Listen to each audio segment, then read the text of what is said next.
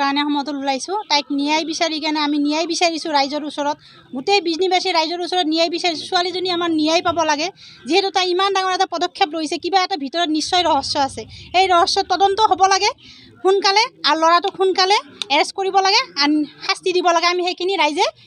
আইনৰ ওচৰত প্ৰাৰ্থনা মানে বিচাৰিছোঁ ল'ৰাটো আয়ন ছায়া ল'ৰাটোৰ নাম অয়ন ছায়া ঘৰ ঘোষপাৰা দাবী মানে এইখিনিয়ে জনাওঁ যে তাৰ লগত বিয়াৰ এটা মানে মিউচুৱেল হৈ আছিল বিয়া হ'ম বুলি সিহঁতে ঘৰৰ পৰা এটা এগ্ৰিমেণ্টো কৰিছিল বিয়া কৰিম বুলি এগ্ৰিমেণ্ট কৰাৰ পিছত কালি ৰাতি তাই মোক ফোন কৰিছে ফোন কৰাৰ পিছত মোক কৈছে খুৰী এনেকুৱা ঘটনা হৈ আছে কি কৰিম মই কৈছোঁ ঠিক আছে কৈছে ল'ৰাটোৰ মেচিউৰিটি হ'ব ছেপ্টেম্বৰৰ 7 তাৰিখে মই ঠিক আছে মেচিউৰিটি হওক তেতিয়া আমি গাঁৱৰ মানুহ আছোঁ ৰাইজ আছোঁ সকলোৱে যায় আলোচনা কৰি কিনে বিচাৰ এটা পাতি কি কয় চাম মাক দেউতাকে সেইখিনিলে ধৈৰ্য নধৰিলে আমাক বিশ্বাস কৰিব নোৱাৰিলে তাই যে ইমান ডাঙৰ এটা ঘটনা কৰিব আমি সপোনতো ভবা নাছিলোঁ আমাৰ বিজনী শিৱশংকৰ কলনীৰ সোমা সাহা নামৰ এজন সৰু আমাৰ এটা ভণ্টি সমত এজন ছোৱালী আজি তেওঁ ঢুকালে তেওঁ আত্মহত্যাৰ দৰে পথ ল'বলগীয়া বাধ্য হ'লে তাৰ কাৰণে আজি বিজনী শিৱশংকৰ কলনী তথা বিজনীৰ নাৰী সমাজ নাৰী মহলে যাতে নাৰী নিৰ্যাতন আৰু কিমান নাৰী এনেকৈ সহ্য কৰিব আজিৰ পৰা নহয় বিগত আমি বহুত কেইবছৰ ধৰি চাই আছোঁ যে এনেকুৱা কণমণি সৰু ছোৱালী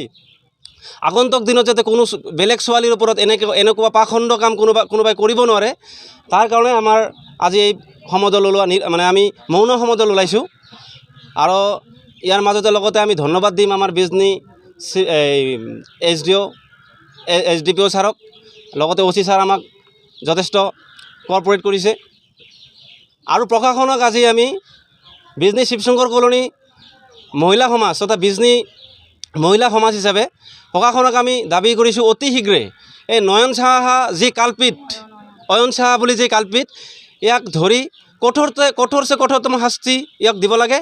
আৰু আমাৰ ৰাইজৰ দাবী তেওঁক ফাঁচি দিব লাগে আৰু তেওঁৰ ঘৰত বিশেষকৈ তেওঁৰ মা আমাৰ বিজনীবাসী ৰাইজৰ আমাৰ সন্দেহ হৈছে এই আত্মহত্যা যিটো ঘটনা ইয়াতে তেওঁৰ মাও জড়িত আছে